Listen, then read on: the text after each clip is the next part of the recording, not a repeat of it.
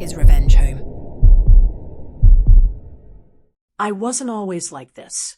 I wasn't the kind of person who raised her voice, who fought, who plotted anything close to revenge. But grief changes you. And betrayal redefines you. My name is Clara Mensah. I'm 33 years old. And for most of my life, I believed that family was sacred. That blood meant something. I believed that my sister and I would always be on the same side, the side our mother raised us to stand on.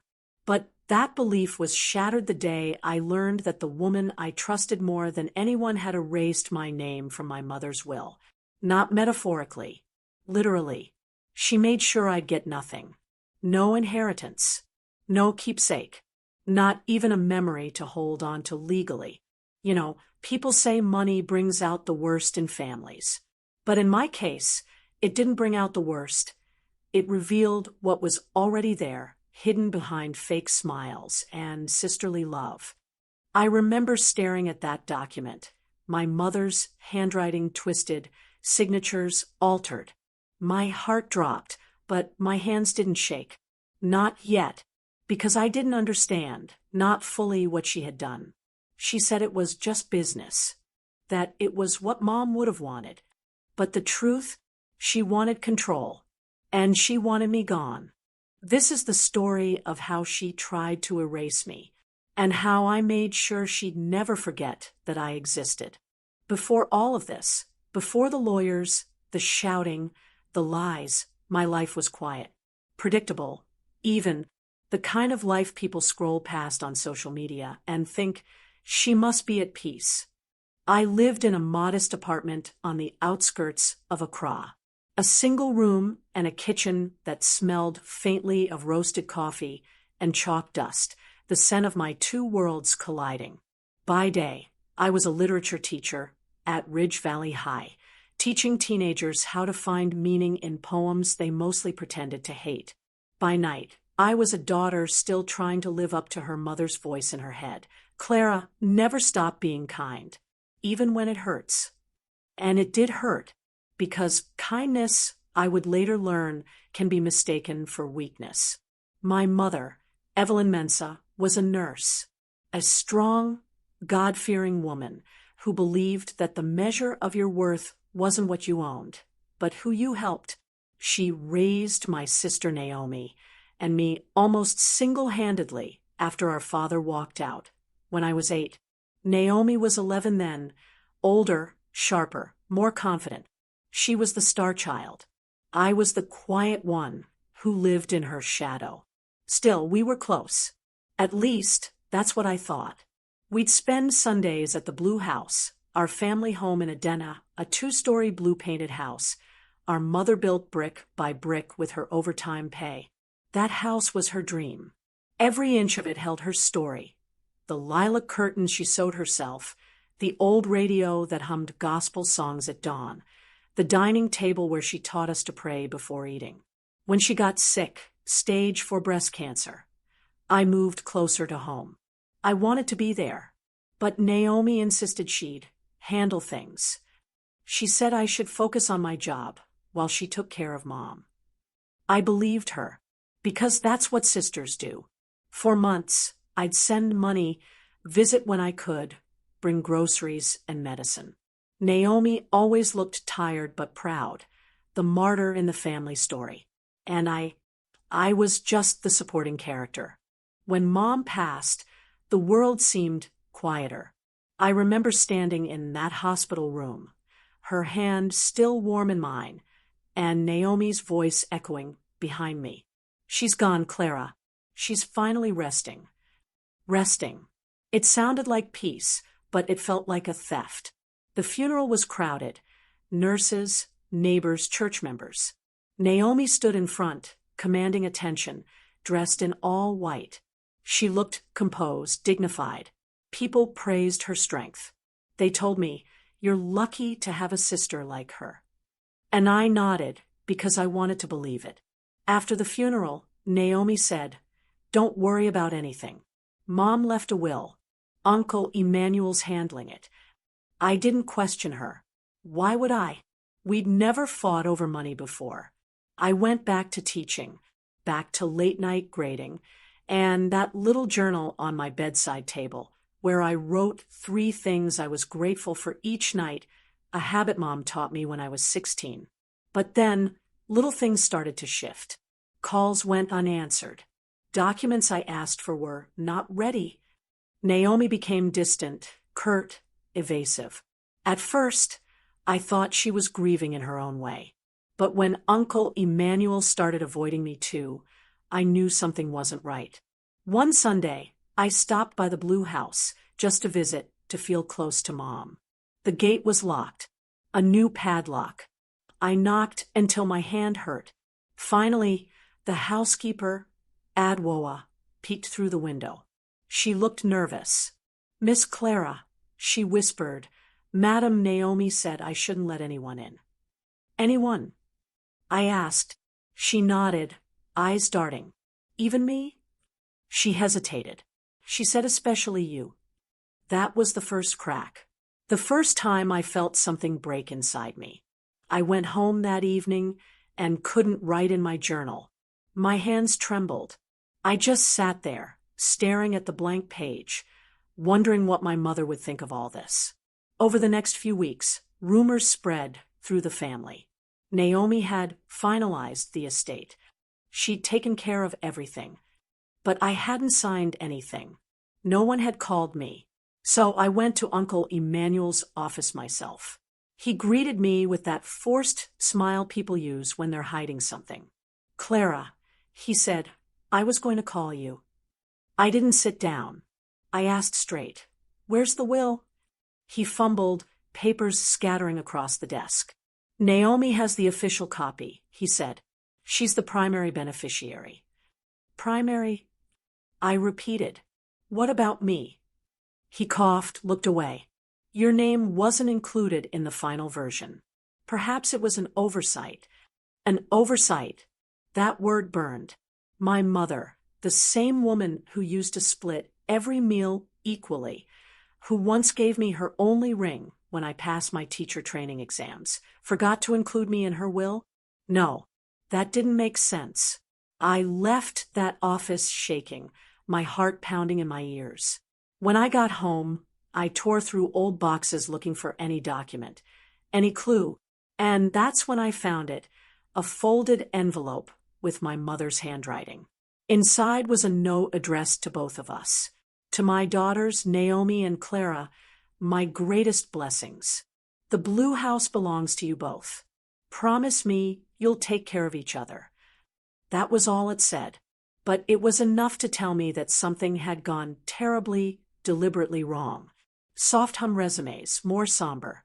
In the following weeks, I tried to reason with Naomi. I called, texted, even went to her office. Each time, she brushed me off. "Stop being dramatic, Clara," she'd say, or "You're overthinking things." Once she laughed, actually laughed, and said, "Mom trusted me to do what's best. You wouldn't understand." That's when the air shifted between us. Something in her tone, the condescension, the ownership, made me realize this wasn't grief. It was power. She had taken control, and I had become an inconvenience. Still, I tried to stay calm, tried to be the bigger person, tried to remember Mom's words about kindness. But kindness doesn't survive long in a house where lies are treated as truth. Over the months that followed, I started seeing the life Naomi was building off my mother's memory, photos online of her, renovating the family home, charity dinners in honor of our late mother, real estate deals she'd signed using the Blue House as collateral. Every picture, every caption felt like another nail in the coffin of our relationship. By the time a full year had passed, people had stopped asking about the will. They'd accepted Naomi's version of events. And I became the forgotten daughter, the one who didn't fight hard enough. But they were wrong. I wasn't finished, not even close, because one evening, out of sheer desperation, I got a call from Adwoa, the housekeeper Naomi had fired weeks earlier. Her voice was trembling. "Miss Clara, She whispered, "I think you should see something." Pause. Faint sound of phone static fades into silence. That call changed everything. It was the first domino in a chain that would unravel years of deception and awaken something inside me I didn't know existed. Something Naomi should have never provoked. Adwoa met me 2 days later at a quiet roadside cafe outside Edena. She wore a brown shawl, her eyes darting nervously around as if someone was watching her. When she finally spoke, her voice shook. "Your mother left a video, Miss Clara," she said. "A recording she made a few weeks before she died." I froze. "A video?" Adwoa nodded. "Naomi told me to delete it after she passed. She said it wasn't important, but I couldn't. Something in my spirit told me to keep it." She handed me a small black USB drive, the kind you'd buy from a roadside shop, for a few sadies. I didn't even breathe as I took it. That night, I sat in the dark, my laptop screen glowing blue against my face. My heart was pounding as I double-clicked the file. And then, there she was, my mother. Her voice was weak, but her eyes were calm, her hands folded in her lap as she sat in that same blue living room I grew up in. "If you're watching this," she said softly, "then it means I've gone home to the Lord. My wish is simple, that the house remains for both my daughters. No matter what happens, promise me you'll share it." The video ended abruptly. No legal jargon. No signatures. Just truth. Raw, spoken truth. Soft swell of strings, emotional tension rising. I sat there staring at the screen, my pulse hammering in my throat. It wasn't just proof, it was validation. Everything I'd felt was real. My mother's intention was clear. Naomi had lied. For a long time, I didn't move. Then I started to cry, not the soft kind of crying, but that deep, shaking kind that comes when something inside you finally breaks loose. But beneath the tears, something else stirred. Something sharper. Rage. For months, she'd made me question my sanity. She'd made me doubt my own mother's love. And now, here it was, the truth, in full color, on a screen. I didn't sleep that night. I just replayed the video over and over until my eyes burned. By morning, my anger had cooled into something more deliberate. Resolve. I started digging. Quietly. Patiently. First, I visited the district registry office. When I requested access to the filed will, the clerk looked confused. He said, "There's no record of you as a beneficiary, but something strange.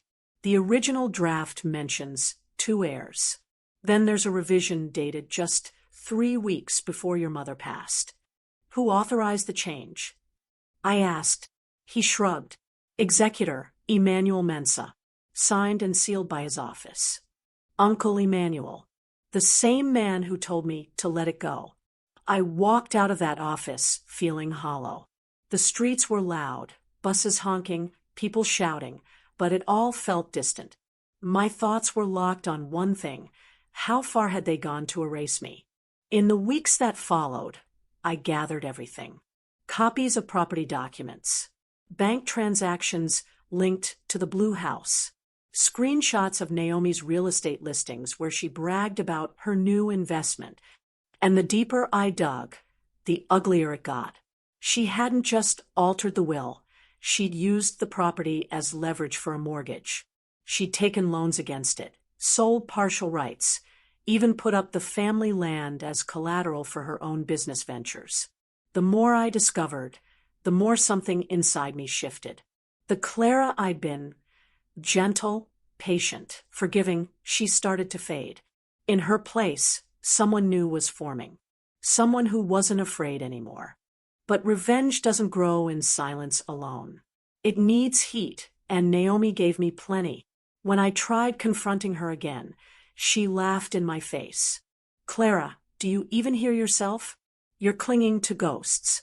Mom trusted me because you were never around." "Don't twist this, Naomi," I said quietly. I was working for her treatments, for the bills. You know that." She leaned in close, her perfume sharp, her smile cold. "You always think doing the bare minimum makes you a saint. Wake up. This is my life now. The house is mine. Move on." That was the first time I ever wanted to hit someone. My fists clenched, my jaw locked, but I didn't. I just turned and walked out. Pause, soft breath. That night, I threw my gratitude journal across the room. Pages scattered everywhere, each filled with small, hopeful words. I'm grateful for my sister. I'm grateful for family dinners. I'm grateful for peace. Peace. What a joke. I stopped writing after that night. Over the next few months, Naomi started showing off. New car, designer clothes, and pictures on social media. Her standing in front of the blue house captioned, "Home sweet home, Mom would be proud." Every like, every comment praising her felt like acid. And I realized she wasn't just trying to take the house. She was trying to rewrite our mother's story. So I started rewriting mine. I contacted Kwekuado, an old friend from secondary school who was now interning at a law firm. I told him everything. The altered will, the USB video, the documents I'd collected. He listened quietly, taking notes, his brows furrowed. When I finished, he looked up and said, "Clara, if what you're saying is true, this isn't just inheritance fraud. It's forgery. You could press charges." The word charges hung in the air like a challenge. But pressing charges meant war, family war. Still, something in me was done being afraid. "Let's do it," I said. Kweku and I spent weeks building the case, quietly. We subpoenaed records, tracked financial movements, even got a handwriting expert to compare my mother's old letters with the new will. And the results? Devastating. The signatures didn't match. The ink used in the altered will was dated after my mother's death. It was a full-blown forgery. But as the evidence piled up, so did the pressure. Word got around that I was stirring trouble. Aunties started calling, telling me to forgive and move on. Some even accused me of being jealous of Naomi's success. Every call felt like a slap. No one cared about the truth. They just wanted peace, even if it meant pretending nothing happened. But peace built on lies isn't peace. It's prison. And I'd been locked in that cell for too long. Then came the day I'll never forget, Naomi's birthday dinner. She'd invited family, colleagues, friends, even Uncle Emmanuel. And for reasons I still don't understand, I went. Maybe I wanted closure. Maybe I wanted to look her in the eyes one last time before I took her down. The event was lavish, wine glasses clinking, fake laughter echoing. Naomi stood at the center, radiant, soaking in admiration. When she saw me, her smile faltered for a split second. "Well," she said, "if it isn't the prodigal sister. Decided to show up after all." I smiled faintly. Wouldn't miss it for the world. Dinner went on, polite conversation, shallow compliments. But beneath it all, tension simmered. When Uncle Emmanuel raised his glass for a toast, Naomi turned to me, her voice loud enough for everyone to hear. "You know, Clara," she said, "Mom always worried you wouldn't be able to stand on your own." I guess she was right. The room went silent. All eyes turned to me. Something in me snapped. I stood up, heart pounding, voice shaking but loud. "You're right, Naomi," I said. "Mom did worry about me. But what she didn't worry about was you stealing from her grave."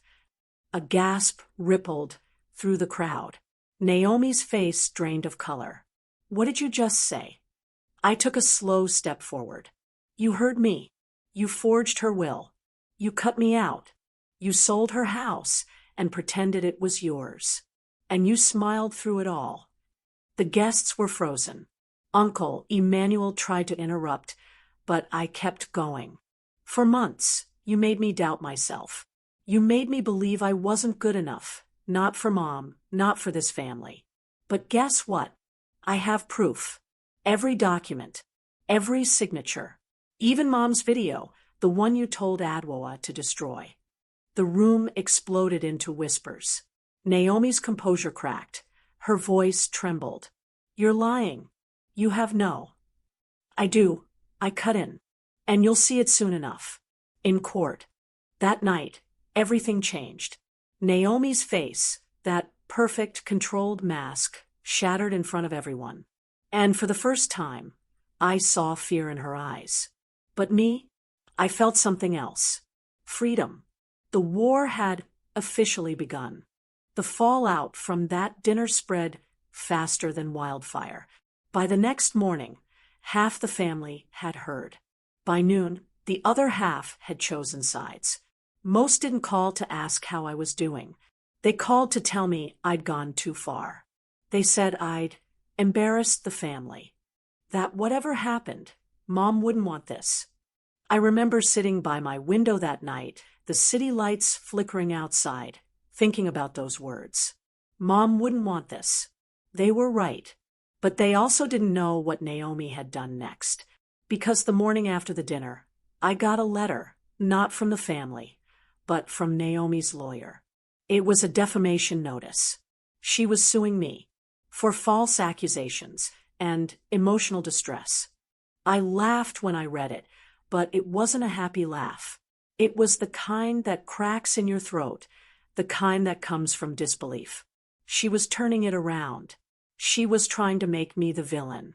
That's when I realized she wasn't just trying to erase my name from the will. She was trying to erase my credibility, my voice, my sanity. I didn't sleep that night.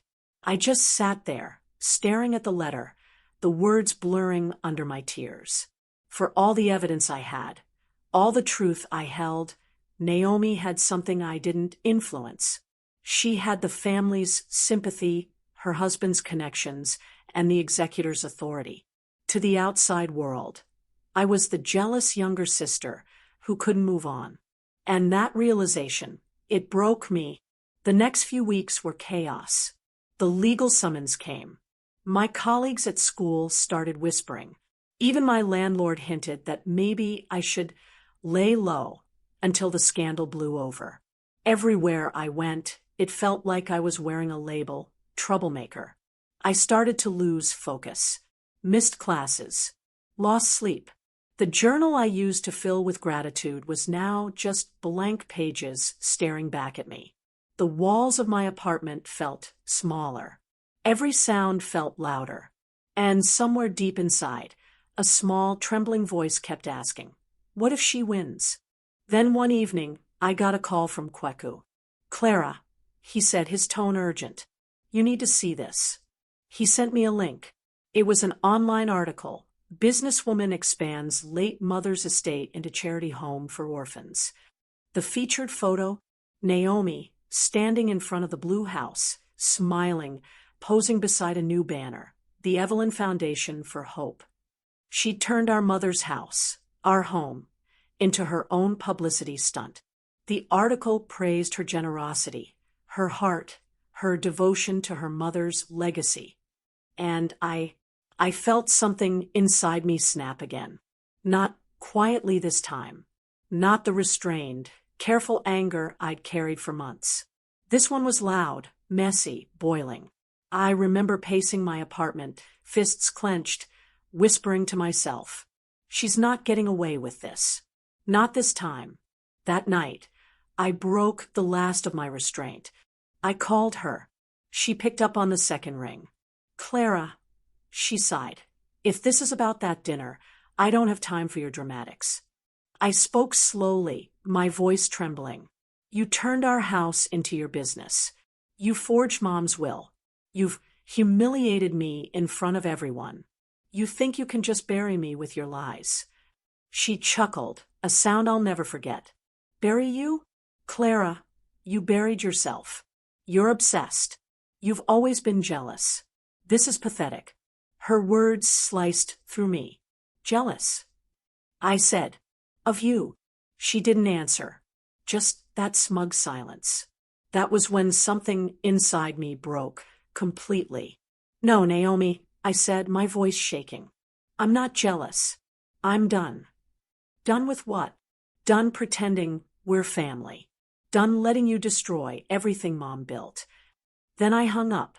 For a long time, I stood there in the dark, phone still in my hand. My chest felt heavy, but for the first time in months, I wasn't scared. Something shifted that night, something final. Because that call, it wasn't just the end of a conversation. It was the end of silence. A few days later, Kweku and I took everything we had, the USB video, the forged documents, the financial trail, and filed a formal complaint with the regional court. It wasn't about money anymore. It was about truth, about clearing my mother's name, and mine. But Naomi wasn't done fighting dirty. When she received notice of the case, she called the entire family. She cried. Oh, she cried perfectly, telling everyone I was attacking her out of greed. That I was using fake documents to tarnish Mom's legacy. The phone calls started again. Aunties, cousins, even church members. They told me to drop it, to forgive, to be the bigger person. And when I refused, Naomi struck again, harder. She posted a photo on social media of her and my mother smiling in the hospital. The caption read, "She told me to protect everything she loved." And that's exactly what I'm doing. The comments flooded in. You're such a good daughter. Your sister doesn't deserve you. Your mom would be proud. I read every one of them, every lie, every word twisting the truth of who my mother really was. And that night, I reached my breaking point. I went to the blue house, alone. It was raining, hard. The sky was dark, and the gate was still locked. But this time, I didn't knock. I climbed over. The moment my feet hit the wet ground, memories hit me like waves. The smell of Mom's gardenias, the echo of her laughter, the sound of gospel music she played every morning. The house looked hollow, like her warmth had been scrubbed away. I walked through the halls, touching the walls that used to hold our childhood drawings. And in that silence, surrounded by everything she built, I whispered, "I'm sorry, Mom. I should have protected this sooner." That's when I saw it. In the living room, near the dining table, a framed photo Naomi had displayed. It was our mother, smiling. But the inscription below said, "Property of Naomi Mensah, in loving memory." I don't know what came over me. My hands shook, my chest burned, and before I knew it, I'd smashed the frame against the wall. Glass shattered, the sound echoing through the house like thunder. And I screamed. I screamed until my throat burned. Years of grief, betrayal, humiliation, all of it pouring out in one violent cry. That was my breaking point. The emotional explosion I never saw coming. When I finally stopped, I dropped to my knees, sobbing, the photo pieces scattered around me. I stayed there until dawn, drenched, exhausted, empty. And as the first light crept through the window, I knew one thing for certain. I wasn't walking away anymore. Naomi wanted war. And now she had it. That morning, I called Kweku. "It's time," I said. He didn't ask what I meant. He just said, "Let's make them see the truth." And that was the beginning of the end. For Naomi, for Uncle Emmanuel, for every lie that tried to bury me. You know that feeling when life just stops making sense? When even victory starts to feel like a burden. That's what the weeks after that night felt like for me. I filed the lawsuit. The evidence was solid. The documents matched Naomi's handwriting. Kweku had verified every transaction. Legally, we were on strong ground. But emotionally, I was falling apart. The process dragged. Court dates postponed. Lawyers demanding more proof. Family group chats turning into battlegrounds. At one point, I logged into social media and saw Naomi had posted another photo, her in front of the blue house again, surrounded by children, smiling. The caption said, Sometimes you must endure hate to do what's right. God sees my heart. Over 6,000 likes. And in the comments, people quoting Bible verses in her favor. That night, I deleted my account. I couldn't bear to watch the world praise the woman who'd gutted my mother's legacy and called it charity. Then, something unexpected happened. A letter arrived. Handwritten. No return address. Inside was a short note that read, "You're not crazy. I saw what she did. Meet me. Friday, 7 p.m., St. Bridget's Garden." And there was a name signed at the bottom. Amelia Nardi. It took me a second to remember. Amelia had been Mom's old caregiver before Naomi fired her, supposedly for stealing jewelry. I hadn't seen her since the funeral. Friday came, and I went to the garden. It was quiet. The air smelled like wet grass and jasmine. I saw her sitting on a bench, older now, but still with that same calm face I remembered from my childhood. When she saw me, she smiled sadly. "You look just like her," she said. "Your mother." I sat beside her. "You said you saw what Naomi did." She nodded slowly. "I was there when she made your mother sign the papers. Your mother wasn't fully conscious, Clara. She didn't understand what she was signing." My chest tightened. "You're sure?" She reached into her purse and pulled out an old, slightly cracked phone. I recorded it that day. Not for any reason. Just something felt wrong. I didn't even know how important it was until now. She played the video. In the clip, I could hear Mom's weak voice. "Naomi, what's this for?" Naomi replied, soft but firm, "It's just a hospital form, Mama. You need to rest." Then a pen scratching, a sigh, and Naomi whispering to someone off camera. Finally, the video ended. I couldn't breathe. All those years of doubt, of wondering if I'd been overreacting, gone. I wasn't crazy. I wasn't bitter. I'd been betrayed, fully and deliberately. Tears spilled down my cheeks before I could stop them. Amelia reached out and held my hand. "Your mother loved you. She would want you to fight, but wisely." That last word stuck with me. Wisely. Because up until then, my fight had been driven by emotion, by anger, by grief, by desperation. But now, I had something that Naomi didn't know existed, proof from inside the moment of betrayal. That night, for the first time in months, I felt purpose again. Over the next few days, Kweku and I met with our attorney, Miss Mensah.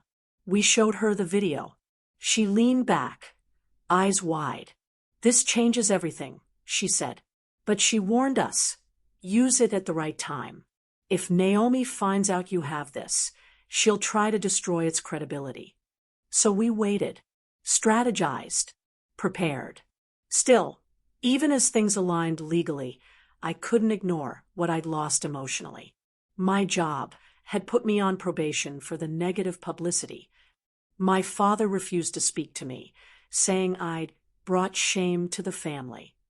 Even my best friend from university, someone who used to spend Christmases with us, stopped replying to my messages.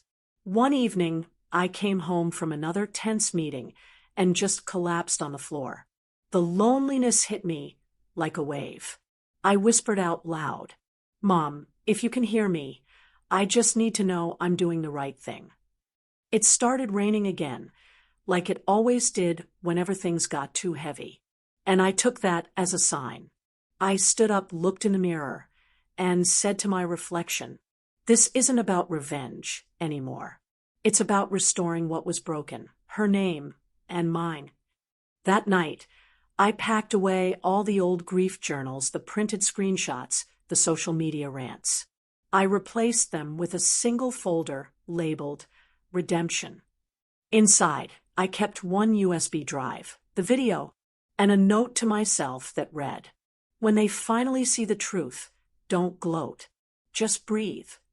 A week later, Naomi's lawyer called ours, trying to negotiate a private settlement. She wanted to end the drama, that was when I knew she was scared. And instead of feeling triumphant, I just felt ready. Because the pain had done something I didn't expect. It refined me. It made me see clearly. I didn't need revenge that ruined her. I needed justice that restored me. So I made my decision. No outbursts. No screaming matches. No more emotional warfare. When the final hearing came, I would walk in calmly, not to destroy Naomi, but to reclaim what was stolen. And for the first time since Mom's death, I slept through the night. No nightmares. No tears. Just quiet. Because I'd made peace with the one truth that mattered most. Sometimes, the best revenge is living long enough to see truth win quietly. The day of the final hearing came like a storm you could smell long before it broke. I wore a simple navy blue dress, the same shade as the house that started it all. I told myself it was poetic, even if no one else saw it that way. Naomi was already there when I walked in. She looked perfect, as always, hair slicked back, expensive jewelry gleaming, the portrait of control. But beneath that, I noticed it. The tapping of her nails, the subtle tightening of her jaw. She was nervous. Her lawyer, a tall man with a voice like silk, nodded at me politely. Mine, Miss Mensah, whispered beside me. Stay calm, Clara. Let the truth speak. When the session started, Naomi's lawyer did what he was paid to do. He painted me as ungrateful, emotional, a bitter sister who couldn't accept her mother's wishes. He talked about how Naomi had taken on the burden of care, how she'd managed the estate responsibly, and how I was motivated by resentment. I sat there quietly, eyes forward, letting every word pierce me without reaction. It wasn't easy. Every sentence felt like a stab wound dressed in politeness. Then my turn came. Miss Mensah stood, calm and deliberate. Your Honor, she said, we have new evidence that calls into question the integrity of the will presented by Ms. Naomi Mensah. The courtroom shifted. Naomi's lawyer straightened. What evidence? He asked sharply. Miss Mensah didn't answer him. She simply turned to me. I reached into my folder, pulled out the USB drive, and handed it to the court clerk. As the screen lit up, the faint static of the old recording filled the room. Then, my mother's voice, weak, trembling. Naomi, what's this for? Naomi's reply followed, quiet but unmistakable. It's just a hospital form, Mama. You need to rest. Then the pen scratching, and that one whispered word. Finally, you could hear people breathe. Even the judge leaned forward. When the video ended, Naomi didn't move. Her eyes darted to the screen, then to me, and for the first time since this whole nightmare began, she looked small. Her lawyer tried to object. He mumbled something about context, manipulation, legality of recordings. But it didn't matter. The damage was done. Everyone in that room had heard the truth with their own ears. I didn't say anything cruel.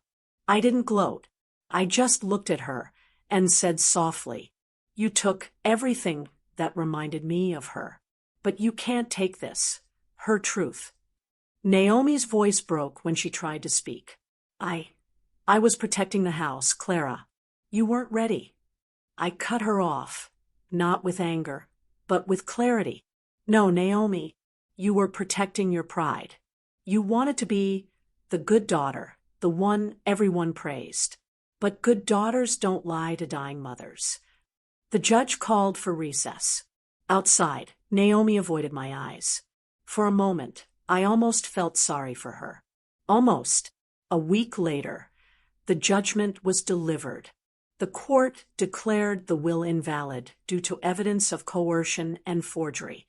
The estate, including the Blue House, was to be reinstated under both daughters' names, with financial penalties imposed on Naomi for falsification. Legally, I had won, but emotionally, it didn't feel like a victory. That night, I went back to the house. The first time since the day I'd been thrown out. The walls looked smaller, the paint duller, the air empty. I stood in the middle of the living room and whispered, "We did it, Mom. Not for money, for peace." 2 days later, I got a call. Naomi wanted to meet. We met at a small cafe, near the courthouse. She looked drained. The makeup couldn't hide it. "I didn't think it would go this far," she said quietly. "I just wanted control. I didn't want to lose everything after she died." I nodded. "And you did lose everything, Naomi. Not because of me, but because of what you did to me." She looked down at her coffee cup. "You'll never forgive me, will you?" I thought for a long moment. Then I said, "I already did. But forgiveness doesn't mean forgetting." She didn't answer. She just nodded slowly, wiped a tear, and left. That was the last time I saw her. A few months later, I sold my share of the blue house. Half of the proceeds went into a trust fund for single mothers, named after my mom. The other half, I used to move to a quiet coastal town, far from the noise. Every now and then, someone from the old neighborhood calls, telling me how Naomi keeps a low profile these days, how she rarely attends family events. I don't feel joy hearing that. Just distance. Just peace. Because sometimes justice doesn't come with fireworks. It comes quietly, like the sound. Peace doesn't come suddenly. It comes in layers. And mine began in a small town 3 hours from Accra, a place where no one knew the Mensah name or the scandal tied to it. I found a small apartment above a bakery. Mornings smelled like fresh bread, evenings like sea salt. For the first time in years, I could wake up without dread clawing at my chest.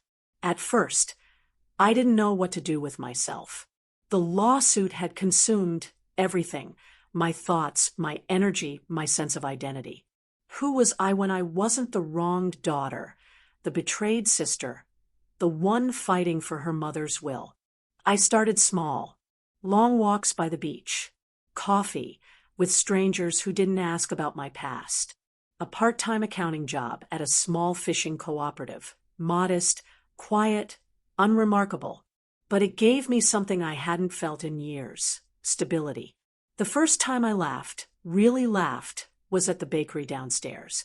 The baker, an old woman named Nana Efua, dropped a tray of rolls and muttered, "See what old age does. The bread escapes me before the oven does." It was silly, but something in me cracked open. Laughter came out before I could stop it. Messy, real, healing. Weeks turned into months.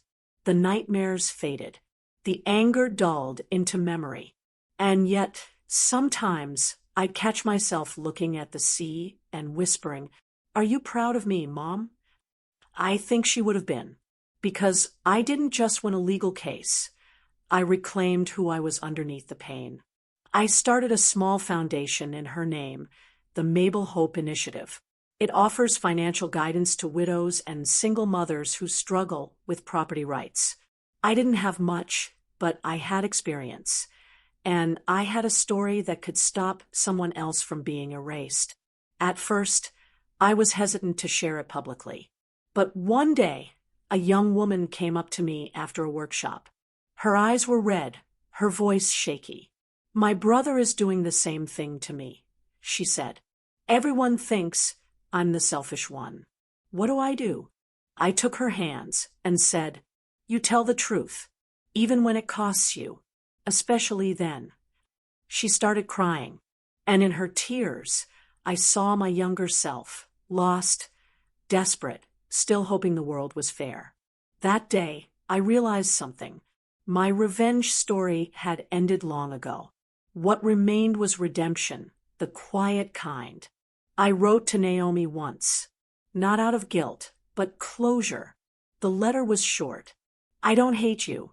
I just finally understand you. And I release you. Mom would have wanted peace, not punishment. So I'm choosing that. For both of us." She never replied. But I later heard she sold her remaining share of the blue house and moved away, too. Maybe that was her own form of peace. Some nights, I still dream about that house, about the balcony where Mom used to sit with her tea, humming old hymns. In those dreams, everything's bathed in warm light, no tension, no betrayal, just family. When I wake, I don't feel sadness anymore. Just gratitude that I survived it all. People often assume revenge ends with the downfall of the enemy. But it doesn't.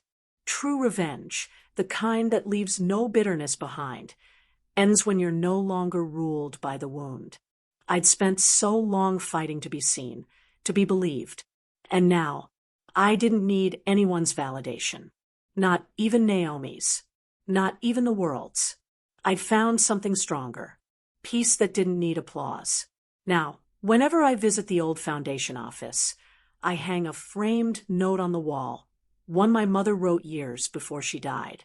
It says, "No inheritance is worth losing kindness over." I used to hate that quote.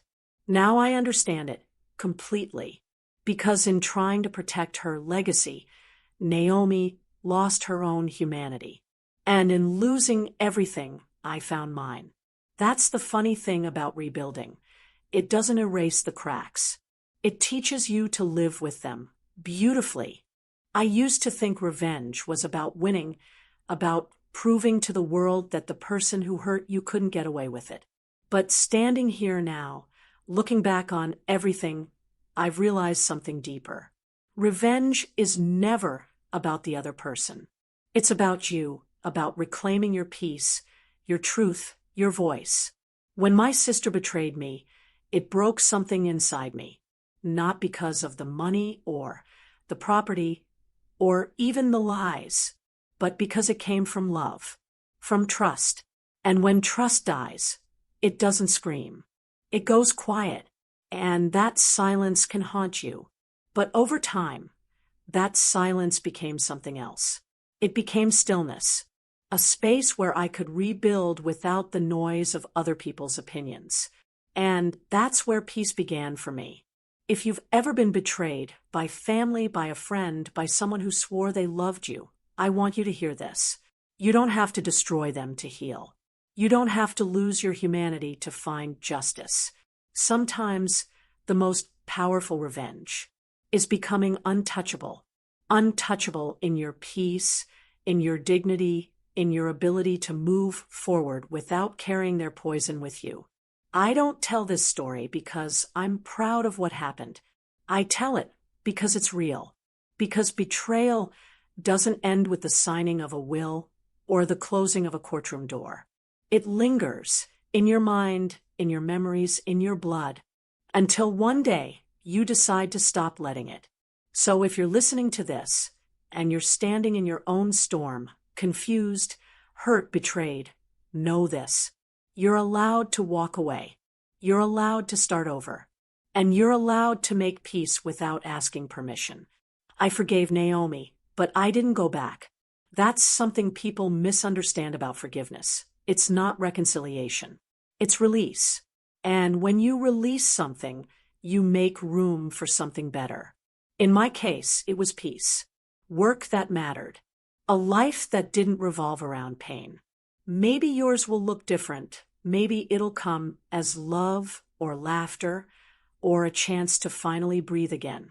Whatever form it takes, don't rush it. Healing has its own clock. And when it's time, you'll know. My name is Clara Mensah, and this was my final revenge.